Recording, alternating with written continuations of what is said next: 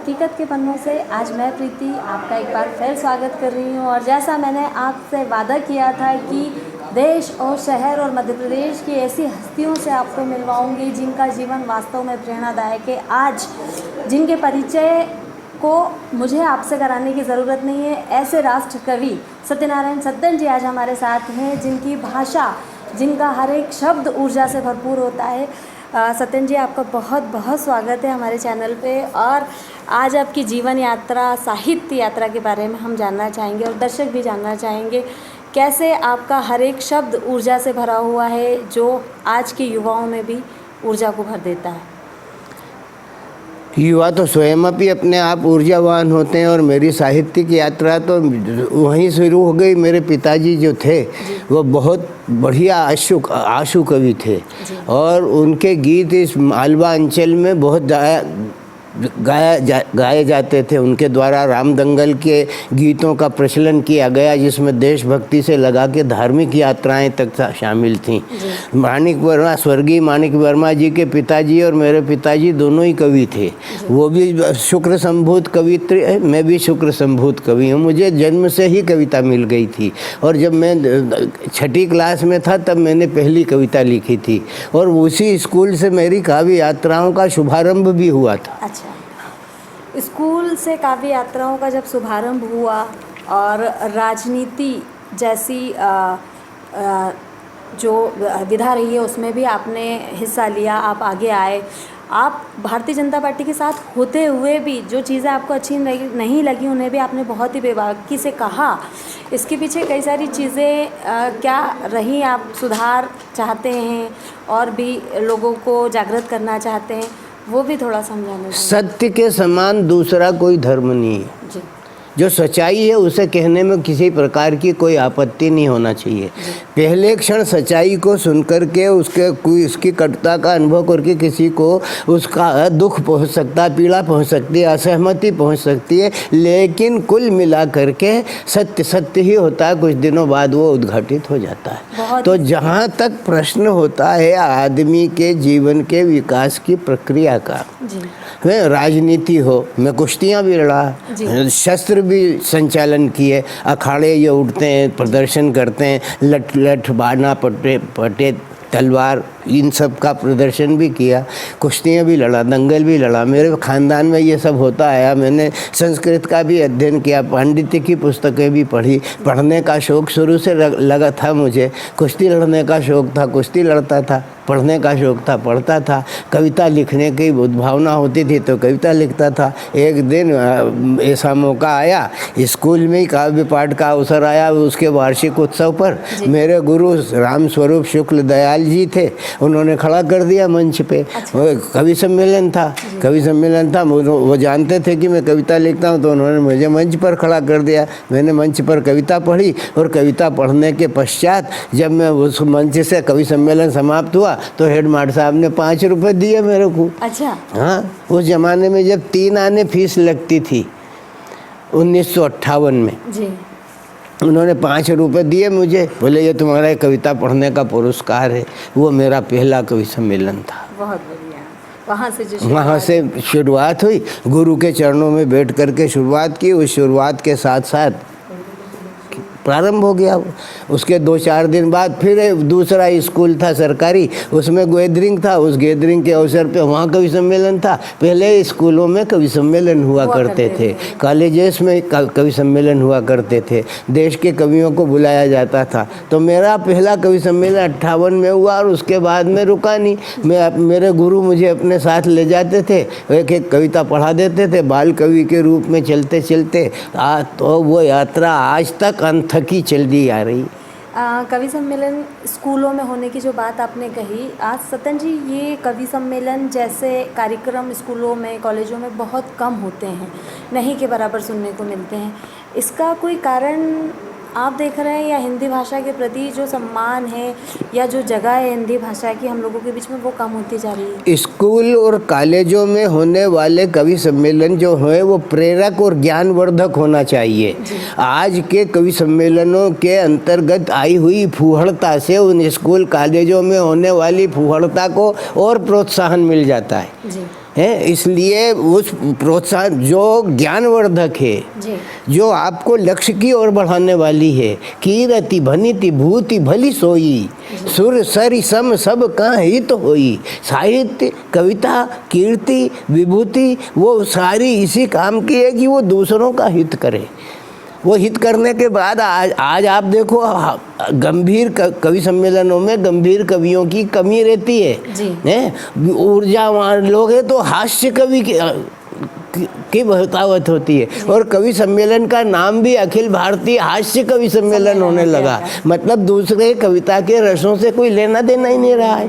तो लोगों को समझने में कमी आई है और कवियों ने अपने आप की समझ को चुटकुलों तक सीमित कर लिया। जो हास्य के कवि हैं, वो हास्य के कवि जो हैं दुर्भाग्य से वो चुटकुलों को ज़्यादा कविता समझ करके उसकी अभिव्यक्ति करते हैं जी।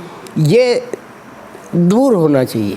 सत्य, आप हमेशा सत्य को आगे बढ़ाने की बात कहते हैं कि सत्य कहने में कहीं कोई संकोच नहीं होना चाहिए। बिल्कुल। सत्य से परिपूर्ण आपकी कई कविताएं हैं, तो मैं वो कविता सुनना चाहूँगी जो आज तक आपसे श्रोता सुनना चाहते हैं और आज भी उस कविता को सुनकर हर एक व्यक्ति, बुजुर्ग, युवा, वो अपने आप को आपके होने का एक बहुत ही सम्मान मानता है कि आप हैं और आपने उन्हें ऐसी कविता दी जो उन्हें हर जीवन के हर दौर पे सकारात्मकता से भर देती है। मेरे जीवन का सबसे महत्वपूर्ण क्षण तो यह है कि मैं मालवा में पैदा हुआ जी। ये मालव की माटी से मेरी पहचान खड़ी हुई। मेरी अनथक यात्रा 60 साल की यात्रा काव्य मंचों की मेरी जी। और आज की इस पीढ़ी के साथ जो मेरा संपर्क है वो भी उसी सतत यात्रा का परिणाम है। और मेरे जीवन की सबसे प्रिय रचना की आप बात करते हैं तो वो कविता है मन मालव। ये जो इस मालवा की माटी के प्रति समर्पित होकर के मैंने उस कविता का सृजन किया था, वो मेरे अंतर मन को जीती और मेरे जीवन के साथ संलग्न रचना है। वो कविता है भारत माँ का मन मालव। भारत माँ का मन मालव। हाँ, भारत माँ का मन मालव, हिमगिरी का दर्पण मालव। यह मालव है जहाँ की खेतों में हरदम उगता कंचन। यह मालव है सांझ सकारे जहाँ नाचती मलय पवन। यह मालव है जिसे देखकर लज्जित होता है नंदन। यह मालव है जहाँ आदमी सत्य बनाता सदा सपन।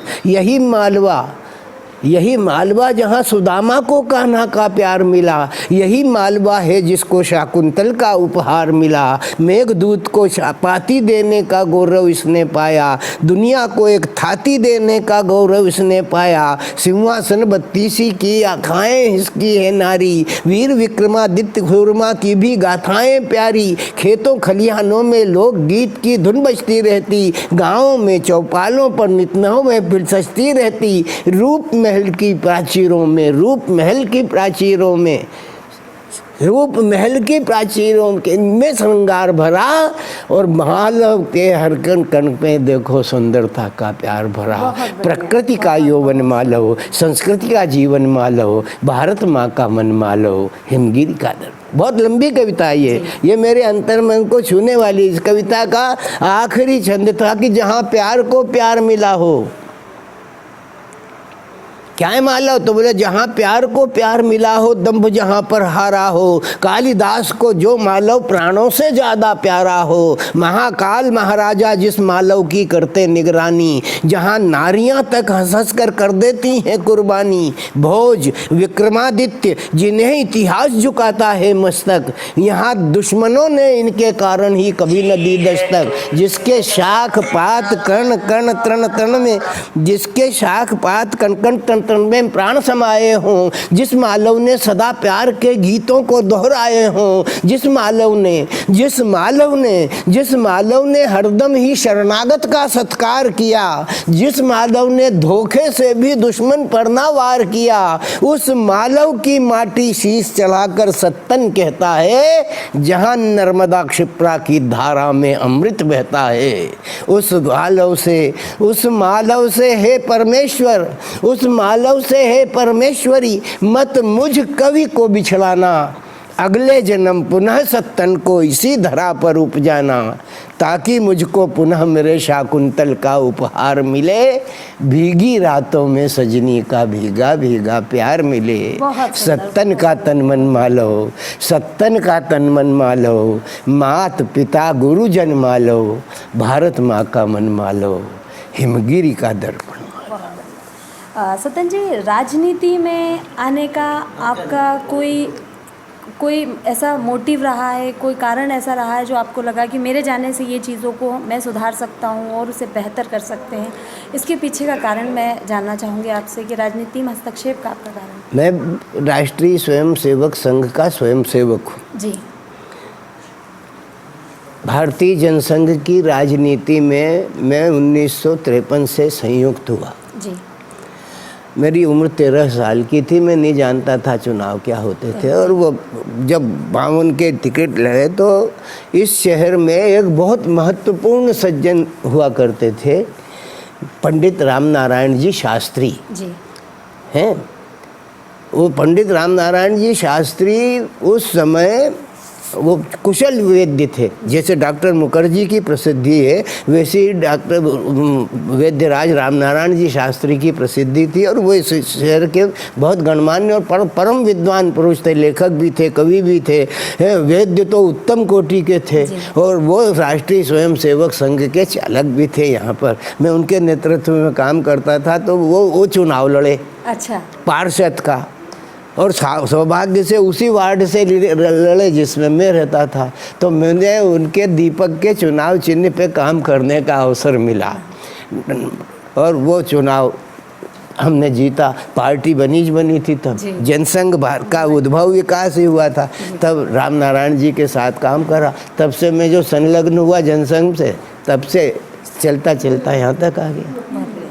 तो आपने सुना सत्यनारायण सत्तन जी के जीवन की कुछ अनछुए पहलू, उनके जीवन की जो पहली कविता जो उनसे जुड़ी है, उसे सुनकर मुझे भी ऐसा लगा आज मैं गर्व से कह सकती हूँ मैं मालवा की बेटी हूँ। जैसे वो मालवा के पुत्र है, मैं भी मालवा की पुत्री हूँ। और मैं इस मालवा की मिट्टी की खुशबू का एहसास आज के युवाओं से भी करना चाहूँगी। आपने सुना सत्यनारायण सत्तन जी की जीवन की खास बातों को, काफ़ी कुछ सीखने को मिला है। उम्मीद करती हूँ और देखते रहिए हकीकत के पन्ने से। जय हो बेटा।